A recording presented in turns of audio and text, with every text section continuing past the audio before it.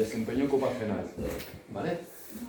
Importante entender que es un modelo que surge en el 1997. Lo que estamos viendo actualmente, lo que hemos visto hasta ahora, es material en relación al primer modelo que surge en el año 97, que surge de un esfuerzo compartido de la Canadian Association of Occupational Therapists, que conjuntamente deciden trabajar en crear un modelo para que realmente la filosofía canadiense del Client-Centered Approach, de la terapia centrada en el cliente, que nos puede gustar más o menos, pero es el concepto que utilizan, dicen, si esto es tan importante, realmente tenemos que desarrollar argumentos teóricos para ejecutarlo en la praxis. ¿Cómo lo hacen? Pues lo hacen creando el Canadian Model of Occupational Performance, el modelo canadiense del desempeño ocupacional, año 1997. Entonces, entramos en un juego de siglas que es lo que me gustaría que ahora quedase un poquito claro. ¿Vale? El CMOP es esto, digamos que es el modelo genérico. Y el modelo genérico es lo que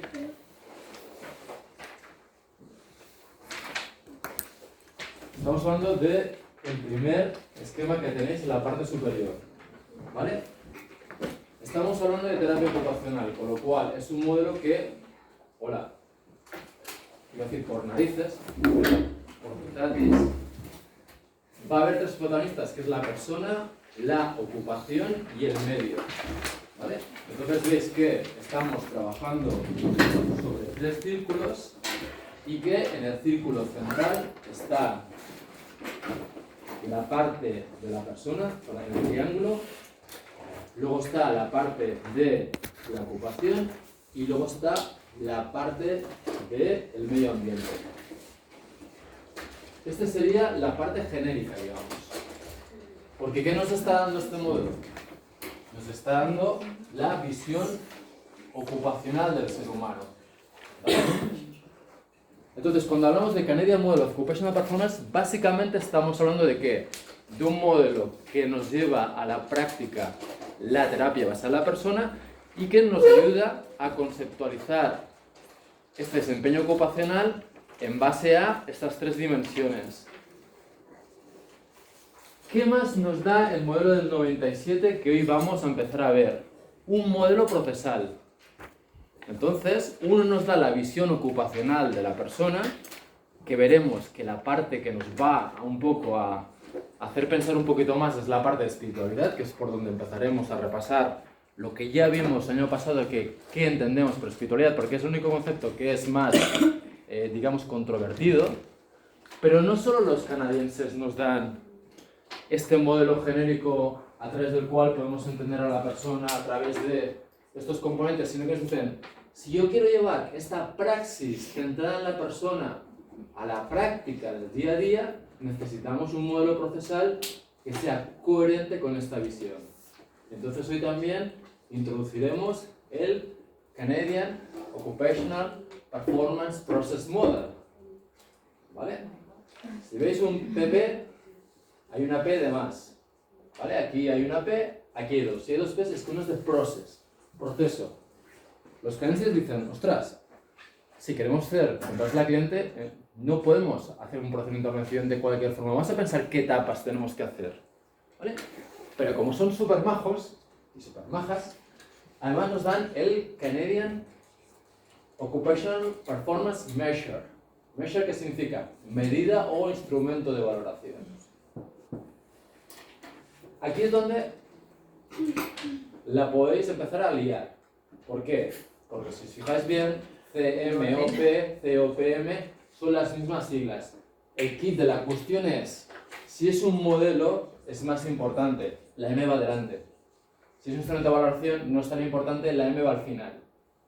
Si en un examen os pido qué es el COPM, me contestáis esto, es un 0 tan redondo como este. Si hacéis la inversa, es un 0 tan redondo como este. Grábalo eso. Está. Aunque me ha dicho que cuando vaya a la Entonces, pizarra, ¿no? ¿qué quiero decir con esto? Que evidentemente jamás podemos confundir un instrumento de medida con un modelo.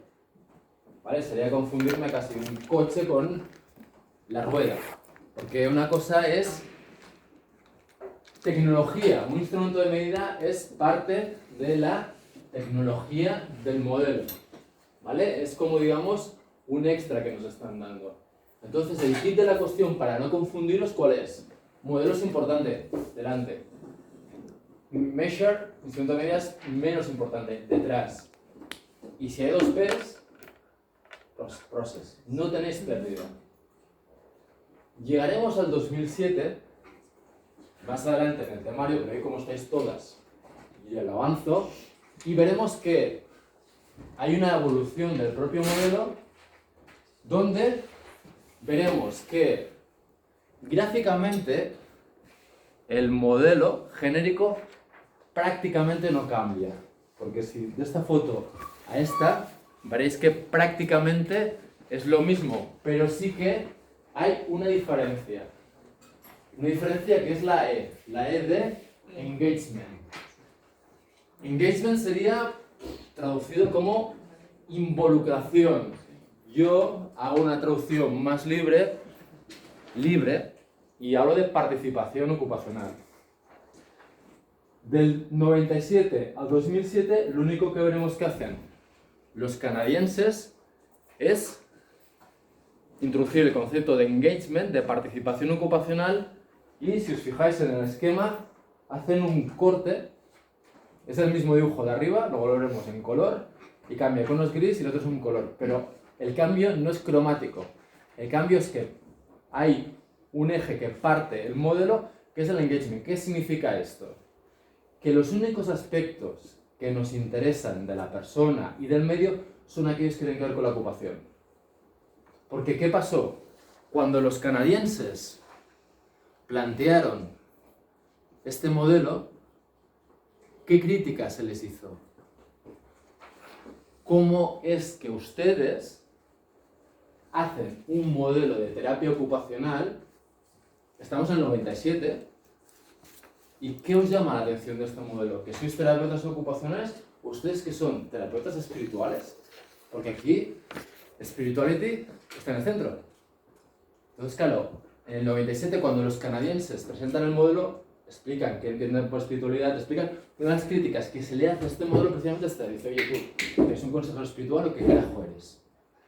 Entonces veremos que en el 2007, luego veremos lo único que hacen es partir, crear un eje nuevo de engagement. ¿Y qué significa este eje? Que únicamente nos interesan aspectos de espiritualidad de la persona que tienen que ver con la ocupación, los aspectos afectivos que tienen que ver con la ocupación, lo cognitivo, ocupación, físico, ocupación, y cómo el medio físico impacta en la ocupación, ¿vale? Entonces es una forma muy elegante de recentrar que es un modelo de terapia ocupacional sin renunciar a su creencia de que la espiritualidad es la esencia del ser humano. ¿Os acordáis? Ya lo vimos en primero. Spirituality, este core, es el centro de la persona. Entonces, como es el centro de la persona, ellos lo ponen en el centro del modelo. ¿Vale? Y además, como son súper majos y súper majas, nos dan el CMC, que es un modelo que lo que nos da son estrategias para que realmente nuestra praxis esté centrada en la persona. Entonces, fijaos bien, lo que están haciendo es una filosofía humanista y holista. Humanista, ¿por qué? Porque realmente parte de la capacidad y de la potencialidad de la persona. Y realmente decimos, ostras, tiene que estar en el centro. Y vamos a pensar cómo trabajo en el día a día para que esté en el centro. Nos dan modelo genérico, CMOP, CMOP-E, pero también nos dan modelos procesales. En el 2007 nos dan otro modelo procesal que ya saldrá, el COPF, pero bueno, de ese ya hablaremos, ahora no nos la vamos a liar más. ¿Vale? Entonces, por favor, señoritas, recuerden ustedes, genérico, si hay una E, engagement, 2007, si no hay la E, es el del 1997, versión 1, versión 2. ¿Vale? Si hay dos P's, procesal. Y jamás os confundáis. Si la M está al final, es menos importante, es measure, es instrumento de valoración. Al principio es modelo. Es un error básico, o sea, yo no puedo equivocarme aquí. ¿Vale? Y ya está. Dudas, preguntas, aclaraciones. Cuando hablemos un poquito más del 2007, veremos que si hay un concepto importante en el del 97, es precisamente este Client-Centered Approach. Y si hay algo que nos llama la atención de este modelo 97 es el concepto de Spirituality. Y en cambio, en el 2007, el concepto que gana fuerza, en el que nos detenemos, es el de Justice, justicia. Hasta el punto que cuando veis la portada del libro del 2007, luego si nos da tiempo veremos el PowerPoint porque estamos avanzando material hoy, porque estamos todos juntas, lo que haremos será ver que en esa portada ya pone Justice, justicia.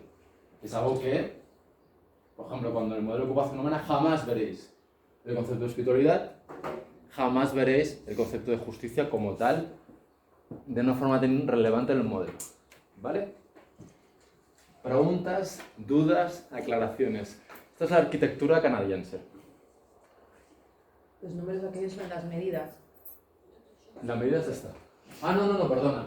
Esto es únicamente para ver que hoy veremos el modelo procesal canadiense, que nos da un proceso de intervención basado en la filosofía centrada en la persona y que es un proceso que está basado en 7 pasos, que los veremos luego aplicados al Jardín Miquel Marripol.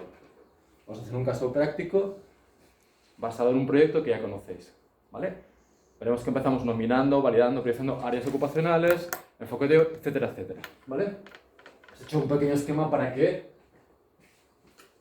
veáis que no tiene nada que ver una cosa con la otra. Una es la visión ocupacional y otra es qué pasos sigo en mi intervención como terapeuta para que esta filosofía la lleve a cabo.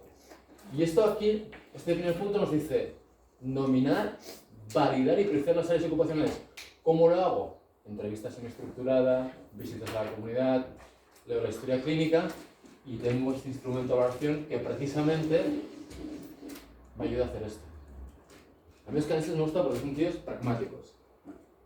O sea, los americanos son pragmáticos, los canadienses son pragmáticos y filosóficos. Todo esto viene de la filosofía humanista, pero es muy pragmático. Esta filosofía, ¿cómo la bajamos? Necesito la visión ocupacional. Aquí me la dan, aquí me la están dando. Necesito un proceso, aquí me lo están dando. El proceso me dicen que hay que nominar, me dan instrumentos. O sea, todo esto es el modelo canadiense. Sí, Vale. per davant y per darrere. Vale. Lo que tenemos aquí es modelo canadiense, primera edición, 1997, la visión ocupacional de la persona. Modelo canadiense, 2007, visión ocupacional de la persona, que ha cambiado en la E de engagement y aquí estáis viendo el corte transversal que hacen. ¿Qué tenemos aquí? El modelo procesal, la parte baja, que son estos 7 pasos, que justamente es lo que os estaba comentando ahora, que veis que empezamos nominando, validando y priorizando las áreas ocupacionales, lo pone aquí, Occupational Performance Process Model, ¿vale? Y lo que tenéis arriba, 2007, lo vamos a ver más adelante, es 9 estrategias que nos dan para realmente ejecutar una praxis centrada en la persona, ¿vale? Pero entraría dentro del modelo genérico, aunque pone Canadian Model of Client Centered Enablement, es como un subproducto, ¿vale?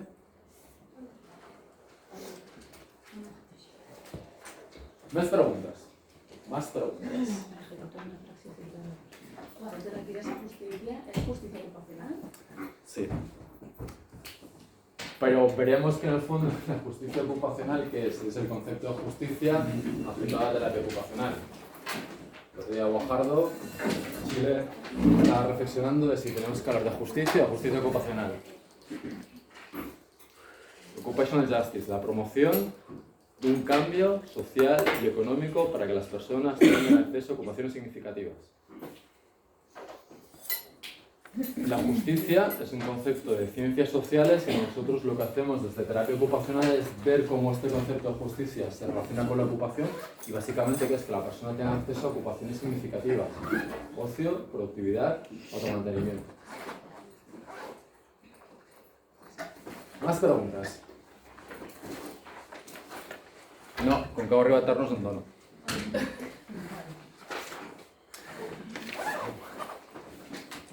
Más preguntas.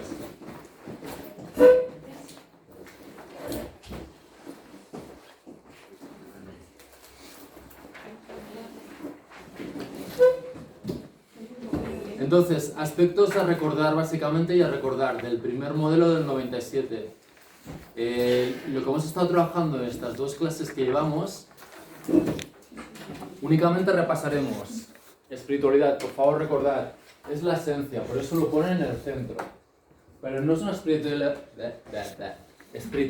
cualquiera. Es una espiritualidad que se relaciona con dos dimensiones, que son las de sentido y conexión. ¿Vale? ¿Qué le da sentido a la persona? Fijaos bien, de la conferencia de ayer, Francisco Castro, que la conferencia mañana la tendréis colgada al grupo semipresencial. ¿Por qué nos está hablando de sentido? ¿Cuándo nos habla Francisco Castro de sentido? Cuando está rezando. ¿Estás como yo? Cuando hablaba sobre la escritura. Que para él le da sentido a su vida. Para Francisco Castro escribir no es una actividad más, es su sentido en la vida. Él necesita escribir. Entonces, cuando hablamos de sentido, lo que nos estamos planteando, cuando hablamos de espiritualidad, está vinculada con dos dimensiones básicas. La primera dimensión es la de sentido. ¿Qué ocupaciones le dan sentido a mi vida? ¿Qué es significativo para mí? Entonces, para hablar de sentido y significado, ¿a qué nos estamos refiriendo? ¿Qué conceptos están allí en esta mochila de sentido y significado? ¿Qué le da sentido a vuestras vidas? Que se pueda contar. ¿Qué le da sentido a vuestras vidas?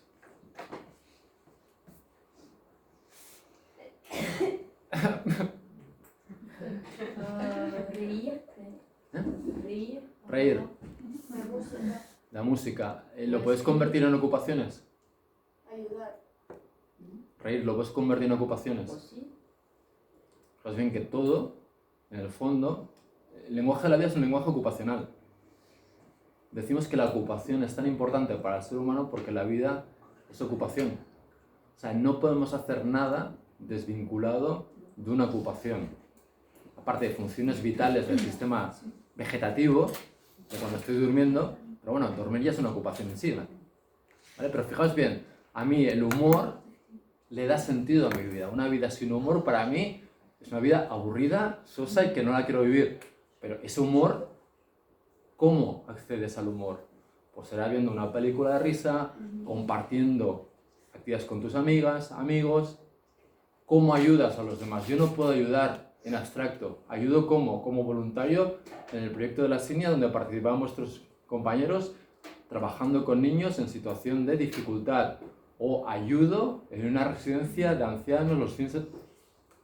El lenguaje de la vida es ocupacional. Por eso es tan importante la ocupación. Pero no cualquier ocupación. Una ocupación que resuena con qué. Por ejemplo, si hablamos de ayuda, ¿la ayuda qué es para ti? ¿Cómo calificarías ayudar para ti? Pues sentir que estoy haciendo algo mejor para alguien o para la sociedad. Pero no me das una definición de ayuda. Dime un concepto que encaje con ayuda. ¿Qué concepto podría ser? Facilitar. ¿Ah? Sinónimo. ¿Qué es ayudar? ¿Qué categoría conceptual podríamos aplicar a ayuda? Reforzar. Me estáis dando sinónimos. Quiero un concepto. ¿Ayudar es algo que tú haces por placer o hay algo más? No. Humanidad. Pues estés jugando el bonus de hoy. Yo es que no estoy entendiendo la pregunta. O sea, no sé, no entiendo qué estás buscando. Que contestemos. Yo tampoco.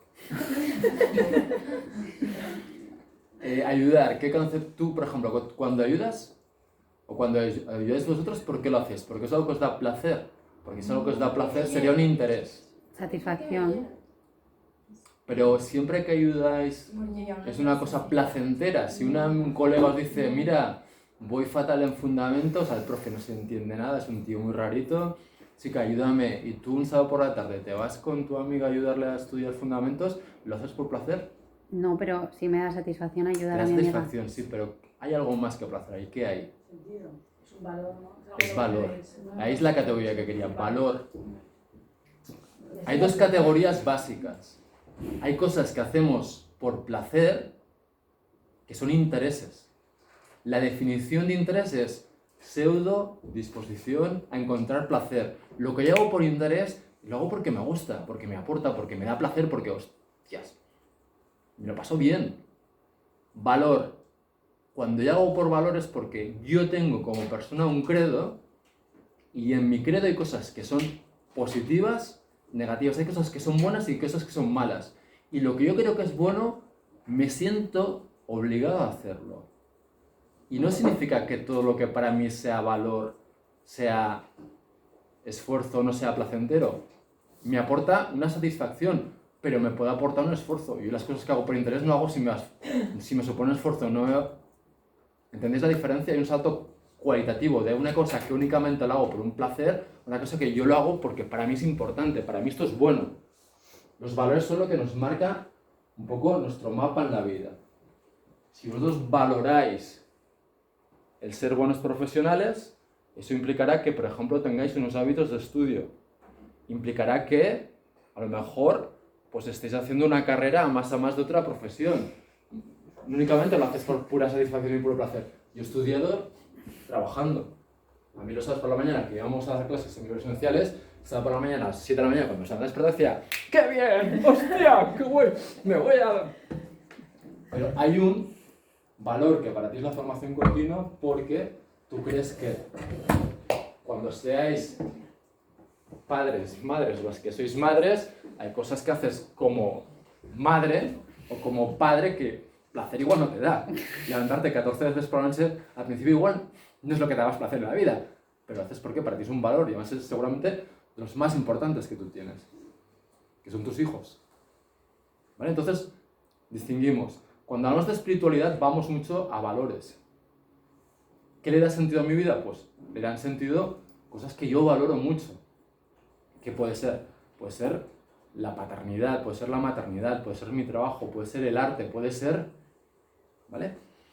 Entonces, cuando hablamos de espiritualidad, fijaos, esencia innata. ¿Cómo es la esencia? Tiene sentido que los canadienses nos lo pongan en el centro. Porque vimos en primero que es aire en movimiento, la esencia del self. ¿Y qué es importante para nosotros? Que de aquí sacamos la motivación. Entonces otro día hablamos de la cárcel. ¿Cómo puedo yo motivar a un grupo de mujeres de la cárcel de Torrero que están con posibilidad de drogarse a que vengan y empiecen un proceso de rehabilitación y que luchen para salir adelante contra las drogas? Pues valor maternal, traducido en taller de madres. Fijaos bien que en la cárcel de Torrero yo me la juego a espiritualidad, me la juego a valor. ¿Qué valor más importante? Es como una partida de cartas.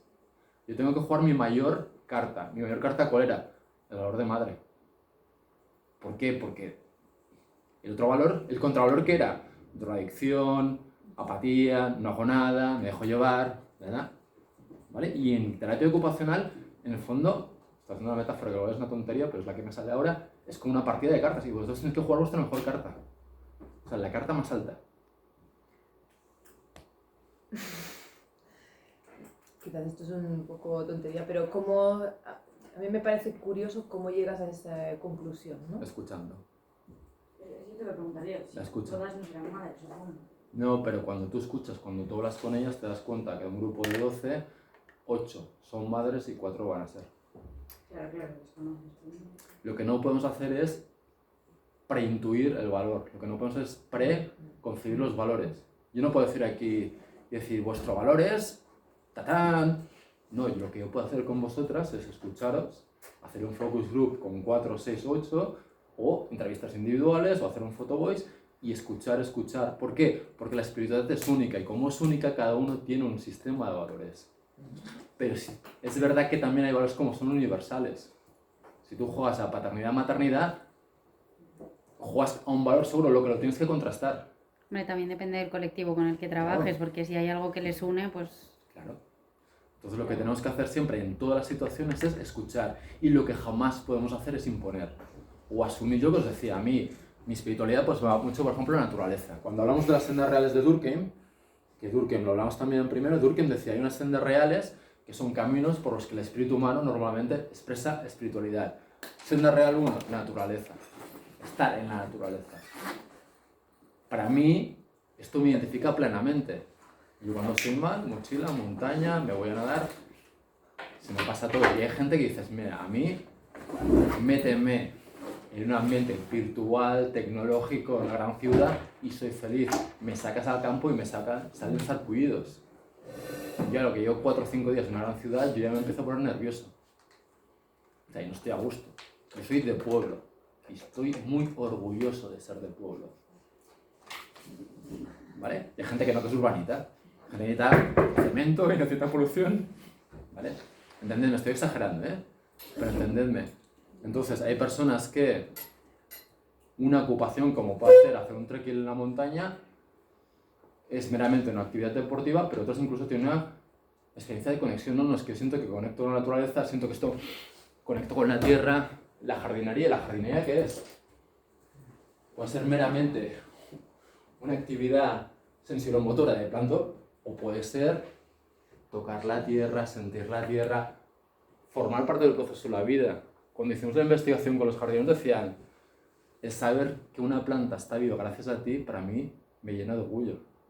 La jardinería tiene un sentido mucho más rico que puramente una actividad de, no, estoy ejercitando mi sensoriomotricidad.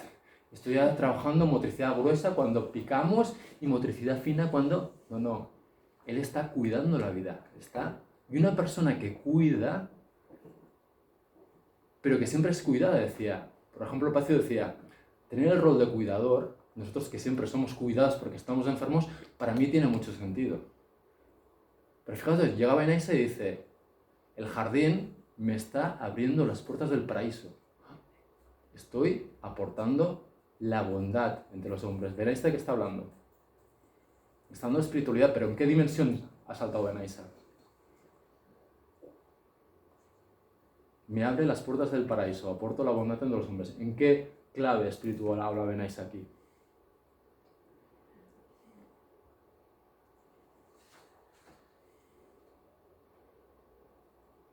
Religión. Benaisa es musulmán y en el credo musulmán el hacer lo que está haciendo en el jardín le está abriendo las puertas del paraíso. Además, el jardín en el credo musulmán es el paraíso de la tierra. Y Benaisa, cuando trabajaba en el jardín, aportaba la bondad entre los hombres. Y sabía que al hacer esto, él le estaba abriendo las puertas y él lo estaba interpretando desde su credo espiritual en una categoría que es religión. ¿Espiritualidad de religión? Sí, acabo de decir que sí. ¿O qué acabo de decir? Es un camino. Es una posible manifestación de la espiritualidad.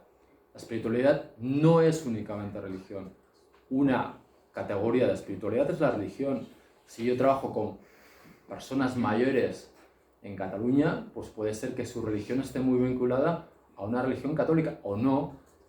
Si trabajamos en muchos barrios de Vic, a lo mejor sí que la espiritualidad es manifestada a través de religión, pero seguramente será musulmana.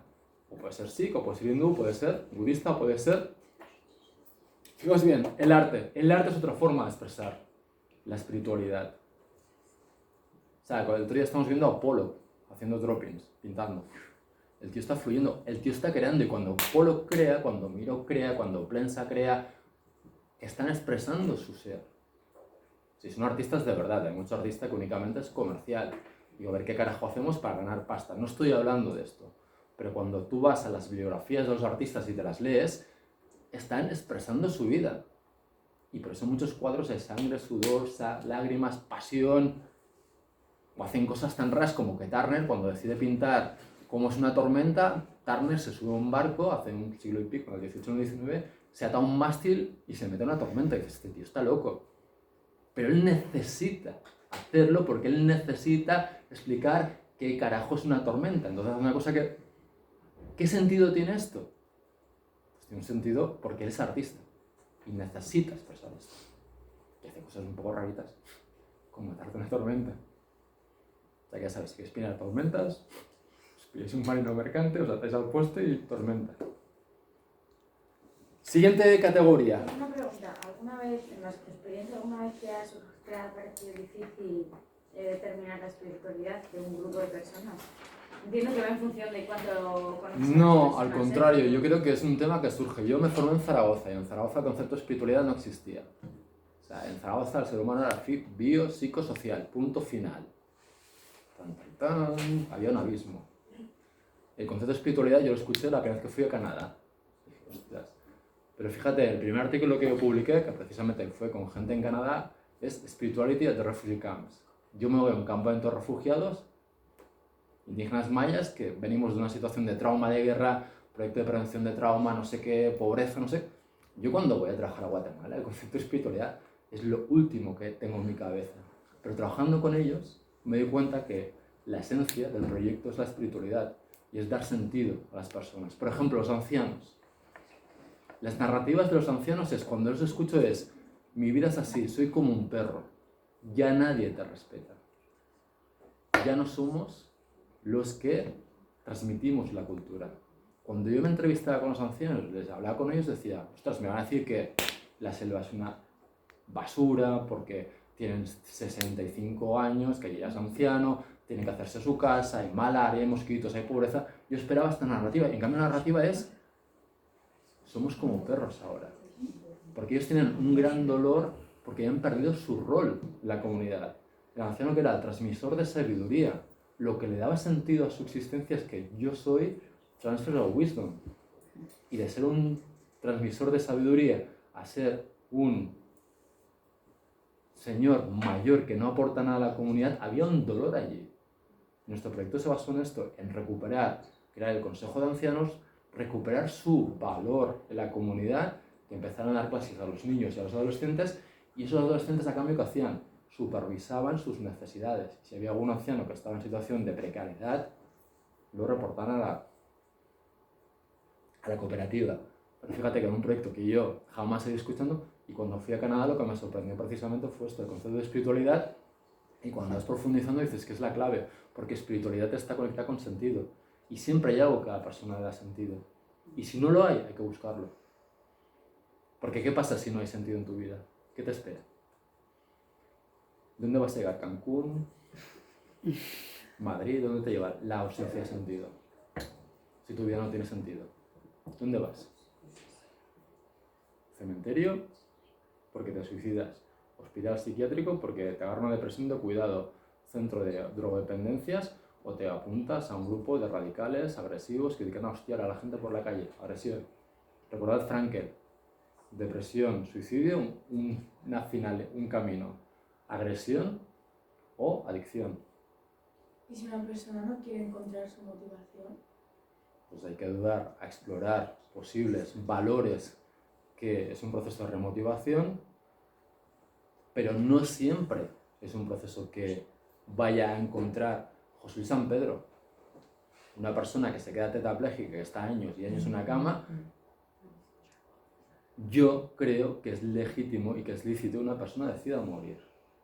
O sea, si José Luis San Pedro se acaba de quedar tetrapléjico y está en una fase de crisis, por no sé qué, a los 2-3 meses, y que morir no es el momento, pero si un proceso de una persona que está perfectamente cabal, que se han hecho todas las exploraciones de mejora de la situación, que es un tío que está totalmente lúcido, que lleva años reflexionando si quiere vivir o no, yo creo que tú no tienes derecho a imponer la vida, igual que no tienes derecho a imponer la muerte. Entonces no siempre es posible. Yo hice una investigación, que luego os trae un libro que lo tenemos aquí en el departamento, sobre personas que se habían intentado suicidar, y yo cuando escuchaba las historias, hicimos historias de vida, yo me iba a correr.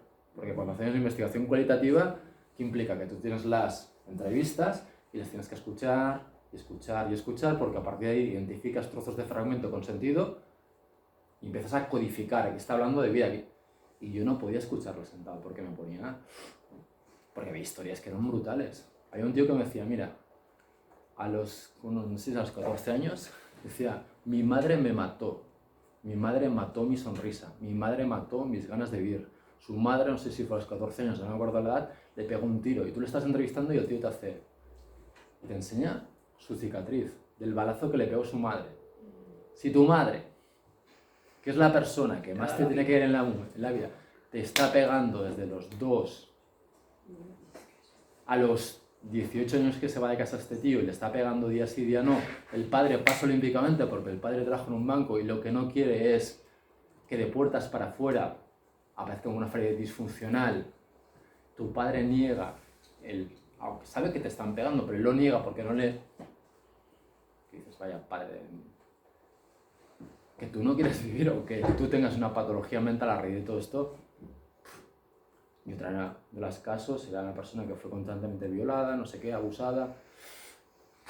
Oscar Camps estuvo aquí hace un par de días. Sistemáticamente todas las mujeres que salen de África y que llegan a España al cabo de 4 o 5 años, el 99.999 han sido violadas repetidamente. Y todavía quedan ver que dices, joder, qué fuerza de vida tienen estas mujeres y estos hombres, porque lo que pasa es brutal, sobre todo las mujeres, las niñas. Contó el caso de una niña que era muy guapa, la cogieron, la prostituyeron durante 2 o 3 años en Libia, cogió un tenedor y se desfiguró la cara para poder escapar de las mafias. Que después de vivir todo esto, digas, esto de la vida es una auténtica bazofia y no quiero vivir, puede ser. Entonces nosotros como terapeutas, ¿qué hacemos? ¿Damos sentido a las vidas? No podemos. Yo no te puedo decir, tú no tienes sentido en tu vida, pero yo soy un terapeuta fantástico, aquí tienes mi sentido para ti. Tú puedes ayudar a explorar. Porque lo que vamos a hacer tampoco es quedarnos en decir, no, pasamos el listado de intereses de Masutsuyu. Y si el niño no marca naturaleza, ya damos por hecho que la naturaleza no le gusta. A ver, si es un niño de la calle, en su puñetera vida ha ido a un bosque. Y como su puñetera vida ha ido a un bosque, primero igual habrá que llevarle al bosque a ver si le gusta. Y que después de explorar, que te diga si le gusta o no le gusta. Claro, que te diga si le gusta algo que jamás ha hecho. O sea, cuando exploramos, tenemos que explorar de verdad. O sea, no podemos decir, no, es que le pregunte, no, es que pasé el listado de Masutsuyu y quedó guay. No, porque el niño jamás ha estado allí, con lo cual no puede identificar que le gusta. ¿Os gusta el arte? ¿Os gusta ir a museos? Si en tu puñetera vida has ido, ¿cómo vas a saber si te gusta o no te gusta? Y si te han llevado al Prado, pues a mí el Prado, bueno, me encanta Goya y me ha gustado mucho el Prado, pero yo en el Prado, por la mitad de las salas, pasó toda la pastilla. Porque a mí el arte de según qué siglos, que eran todo vírgenes, el Museo Episcopal, para el vídeo.